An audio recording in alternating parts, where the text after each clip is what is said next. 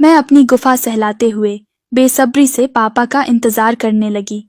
रात के करीब 12 बजे मुझे सीढ़ियों से हल्की सी आवाज आई। मैं समझ गई कि पापा आ रहे हैं। फिर कल रात की तरह मैंने पीठ के बल लेट गई और अपने हाथ को मोड़कर आंखों को ढक लिया कि चोरी से उनकी हरकतों को देख सकूं। पापा ने धीरे से कमरे का दरवाजा खोला, फिर 10 सेकंड तक दरवाजे पर ही रुके रहे। शायद उन्हें उम्मीद नहीं थी कि नाइट बल्ब पहले से जल रहा होगा। खैर, कुछ देर रुकने के बाद वे धीरे से दबे पांव कमरे में आए और बेड के पास आकर खड़े हो गए। आज पापा ने हाफ पैंट और बनियान पहना हुआ था। पापा बेड के पास बिल्कुल मेरे बगल खड़े थे। आंखों को मैंने हाथों से ढक रखा था। इस वजह से मुझे उनका चेहरा तो नहीं दिख रहा था, लेकिन पेट से नीचे का पूरा हिस्सा दिख रहा था। मैंने स्कर्ट और टी शर्ट पहनी थी। पापा करीब 30 सेकंड तक ऐसे ही खड़े रहे। फिर धीरे से झुककर उन्होंने मेरी स्कर्ट के निचले हिस्से को पकड़ा और धीरे धीरे ऊपर की तरफ खिसकाने लगे। मेरा दिल जोर जोर से धड़क रहा था। फिर पापा ने स्कर्ट को पूरा ऊपर की तरफ खिसकाकर मेरे पेट के ऊपर कर दिया। अब आज एक बार फिर मेरी बिना कपड़े की गुफा पापा की आंखों के सामने थी। पापा ने कल की तरह गुफा को छूने की हिम्मत नहीं दिखाई।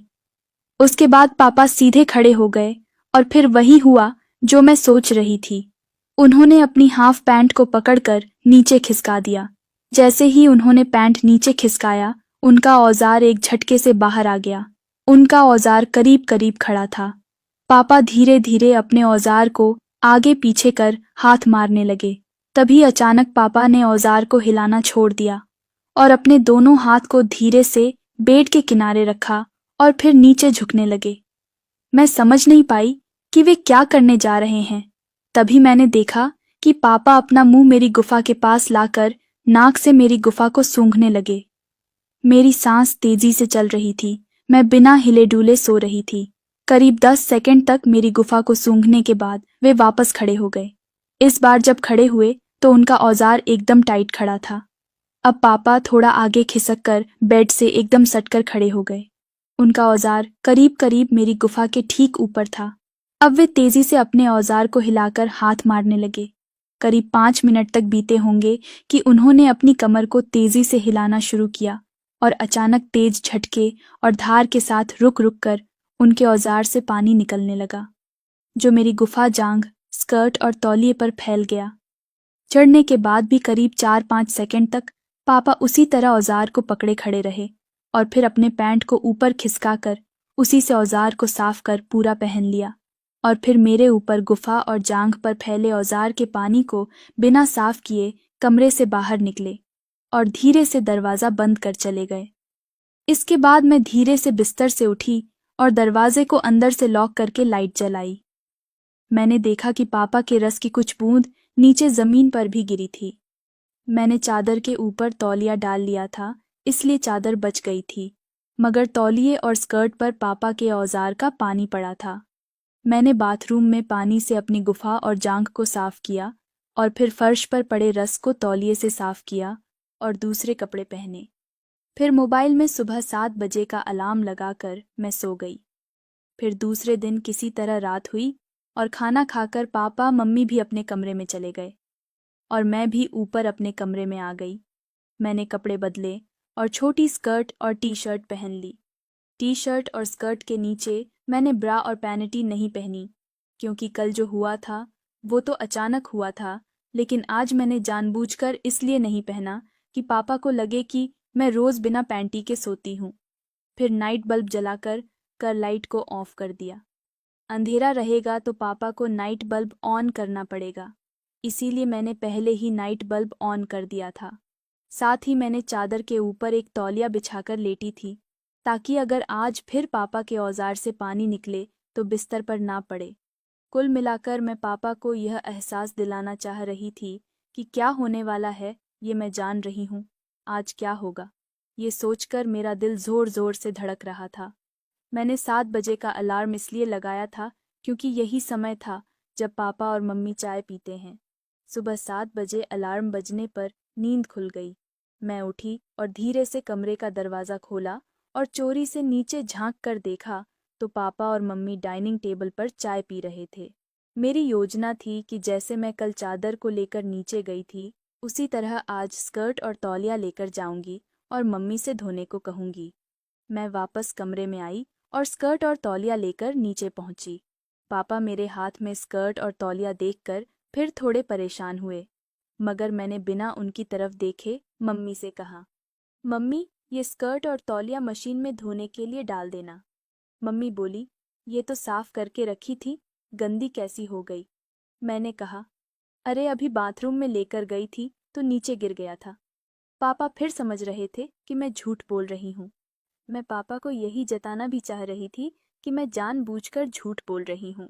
फिर मैं एकदम नॉर्मल होकर पापा से बात करने लगती, जैसे कुछ हुआ ही ना हो। अब मैं बिना पैंटी के सोती, कभी सिर्फ कुर्ती में तो कभी सिर्फ लॉन्ग टी शर्ट में। और रोज रात में पापा मेरे कमरे में आते और मुझे बिना कपड़े के देखकर हाथ मारकर चले जाते। खैर, इस बीच पापा का डर काफी कम हो गया था, क्योंकि वो अपना रस, मेरी गुफा और जांग के साथ ही जो कुछ भी मैं पहनी रहती, चाहे स्कर्ट, कुर्ती, टी शर्ट, उस पर गिराकर चले जाते थे। उन्हें डर नहीं लगता था कि मैं जगूंगी और अपने ऊपर औजार का पानी देखूंगी तो क्या सोचूंगी। हालांकि वे अभी भी मुझे छूने की हिम्मत नहीं कर पा रहे थे। बस आते थे और मुझे बिना कपड़े के देखकर हाथ मारकर चले जाते थे, और मैं रोज उठकर अपने शरीर पर और जमीन पर फैले रस को साफ करती। सुबह रस वाले कपड़े लेकर पापा को सुनाती हुई मम्मी को धोने के लिए देती और हमेशा कोई न कोई झूठ बोलती। ऐसा करीब 4-5 दिन तक चलता रहा, लेकिन मैं अब थोड़ा और बात आगे बढ़ाने के मूड में थी, मगर समझ में नहीं आ रहा था कि क्या करूं। अचानक मुझे एक आइडिया आया। मैंने आज पापा को सरप्राइज देने का प्लान बना लिया। प्लान के बारे में सोचते ही मेरी चाहत बढ़ गई। किसी तरह रात हुई रोज की तरह खाना वगैरह खाकर मैं अपने कमरे में आ गई। टाइम देखा तो 10 बज चुके थे। मैंने कमरे का दरवाजा बंद किया और अपने सारे कपड़े उतार कर पूरी बिना कपड़े के हो गई। दरअसल मैं आज पापा को अपने मस्त बदन के पूरे बिना कपड़े के दर्शन करा देना चाह रही थी। मैंने सोचा कि जब पापा मेरी खुद ही को बिना कपड़े के देख ही चुके हैं, तो अब उनसे क्या छुपाना, तो क्यों ना आज मैं पूरी बिना कपड़े के होकर सो जाऊं, ताकि गुफा के साथ पापा मेरी संतरे भी देख लें।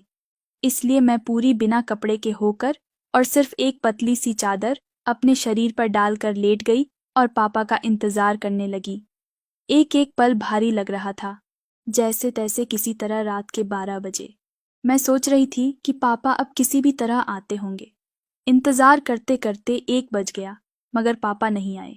मैं सोचने लगी कि हो सकता है मम्मी थोड़ी देर से सोई हो तो पापा उनके गहरी नींद में आने का इंतजार कर रहे हो। यह सोचकर मैं प्रतीक्षा करती रही, मगर रात के करीब 2 बजे तक पापा नहीं आए। मुझे लगा कि अब पापा नहीं आएंगे। मेरा मूड एकदम खराब हो गया। मुझे अब नींद भी आने लगी थी। इंतजार करते करते मैं कब सो गई मुझे पता ही नहीं चला। अगली सुबह जब मैं नीचे गई तो रोज की तरह मम्मी पापा बैठकर चाय पी रहे थे। क्योंकि रात में कुछ हुआ नहीं था, इसलिए मैं आज धुलने के लिए देने को कोई कपड़ा लेकर नहीं गई थी। इस पर मम्मी बोली, क्या हुआ, आज कोई कपड़ा गंदा नहीं है क्या? कल तक तो कभी स्कर्ट, कभी कुर्ती, कभी तौलिया, कभी बेडशीट गंदा लेकर आती थी। आजकल रोज क्यों गंदे हो जा रहे हैं तुम्हारे कपड़े? कभी पानी गिर जाता है, कभी बाथरूम में गंदा कर देती हो। मम्मी का यह सवाल सुनकर मैं थोड़ा हड़बड़ा गई। मुझे उम्मीद नहीं थी कि मम्मी इस तरह पूछेंगी। कपड़े को लेकर मैंने कहा, अरे आज नहीं गंदा है कोई कपड़ा तो क्या करूं? फिर मैं जल्दी से बात को इधर उधर घुमाते हुए रसोई में चाय के लिए चली गई। पापा पेपर पढ़ते हुए ये सुन रहे थे। वे भी समझ गए थे कि मैं मम्मी के इस सवाल से घबरा गई हूँ। रसोई से चाय लेकर निकली तो मैंने पापा की ओर देखा तो पाया कि वे भी मुझे ही देख रहे थे। जैसे ही नजर मिली मैं हल्के से मुस्कुरा दी। फिर वे दोबारा पेपर पढ़ने लगे। मैं भी नॉर्मल होकर बैठकर चाय पीने लगी। पापा समझ रहे थे कि कल रात में वे कमरे में आए नहीं थे, इसी वजह से आज कोई कपड़ा गंदा नहीं हुआ था। अब पापा को कंफर्म हो गया था कि उनका ये सारा खेल मैं जानती हूँ और मैं भी मजे ले रही हूँ उनकी इस हरकतों का। तभी मम्मी बोली, आज दोपहर तक मेरी नानी आ रही है और मेरे छोटे वाले मामा उन्हें लेकर आएंगे, तो पापा ऑफिस रेलवे स्टेशन जाएंगे उन्हें लेने। मैंने हैरानी से पूछा, अचानक कैसे नानी के आने का प्लान बन गया? मम्मी बोली, अरे कल रात 12 बजे के करीब गुड्डू का फोन आया था कि अम्मा की तबीयत थोड़ी खराब लग रही है, तो आज वे उन्हें लेकर डॉक्टर को दिखाने आएंगे। जैसे ही मम्मी ने ये बोला तो मुझे समझ आ गया कि इसका मतलब कल रात इसी चक्कर में पापा ऊपर नहीं आए थे। बातचीत में देर हो गई होगी और मम्मी भी देर से सोई होंगी, इसलिए पापा ने रिस्क नहीं लिया होगा। मैं रसोई में मम्मी की मदद करने चली गई।